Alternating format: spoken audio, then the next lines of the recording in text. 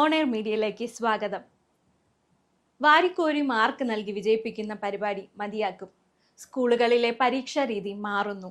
Mark വാരിക്കോരി നൽകുകയും എല്ലാവരെയും പാസാക്കി വിടുകയും ചെയ്യുന്നു എന്നതാണ് വിദ്യാഭ്യാസ വകുപ്പ് നേരിടുന്ന ആക്ഷേപങ്ങളിലൊന്ന്. വിമർശനം ശക്തമായതോടെ പാസ്സാകാൻ മിനിമം മാർക്ക് എന്ന നിബന്ധന സർക്കാർ നിർബന്ധമാക്കിയിരിക്കുന്നു.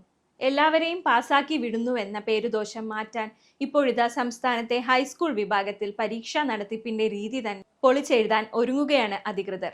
ഹൈസ്കൂൾ പരീക്ഷ പരിഷ്കരിക്കാനുള്ള SCERT റിപ്പോർട്ട് ഉടൻ വിദ്യാഭ്യാസ മന്ത്രി വി ശിവൻകുട്ടിക്ക് കൈമാറും. ചോദ്യപേപ്പർ തയ്യാറാക്കുന്നതും ഇനി മുതൽ അധ്യാപക പരിശീലനത്തിന് ഉൾപ്പെടുത്തും.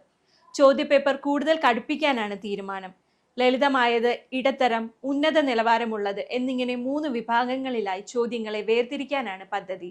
എഴുത്തു പരീക്ഷയിൽ മിനിമം 30% മാർക്ക് കിട്ടിയാൽ മാത്രമേ പാസ്സാവുകയുള്ളൂ. ഈ വർഷം തന്നെ 8ാം ക്ലാസ്സിൽ പദ്ധതി നടപ്പിലാക്കും. അടുത്ത വർഷം മുതൽ 9ാം ക്ലാസ്സിലും പിന്നീട് 10ാം ക്ലാസ്സിലും പദ്ധതി വ്യാപിപ്പിക്കും. നിരന്തര മൂല്യനിർണ്ണയത്തിൽ 20 മാർക്ക് ലഭിച്ചാലും എഴുത്തു പരീക്ഷയിൽ 30% മാർക്ക് നിർബന്ധമാക്കും. പഠിച്ച വിഷയത്തിൽ അവഗാഹമുള്ളവർക്ക് മാത്രം എഴുതാവുന്ന വിധത്തിൽ 20% ചോദ്യം ഉന്നത നിലവാരത്തിലായിരിക്കും. സാമാന്യ ജ്ഞാനമുള്ളവർക്ക് എഴുതാവുന്ന രീതിയിൽ 30% ലളിതമായിരിക്കും. ബാക്കിയുള്ളവ ഇടത്തരവും. ക്രിസ്മസ് പരീക്ഷ കഴിഞ്ഞാൽ മാതൃകാ ചോദ്യപേപ്പർ പ്രസിദ്ധീകരിക്കും. തുടർന്ന് ഇത്തവണ 8ാം ക്ലാസ്സിൽ പുതിയ ചോദ്യാവലി പരിഷ്കരിക്കും. 2, 4, 6, 8, 10 ക്ലാസ്സുകളിലെ പുതിയ പാഠപുസ്തകങ്ങൾ അടുത്ത വർഷമേ വരൂവെന്നതിനാൽ അപ്പോൾ മുതൽക്കേ പരീക്ഷാ പരിഷ്കാരം പൂർണ്ണമായി നടപ്പിലാക്കുകയുള്ളൂ.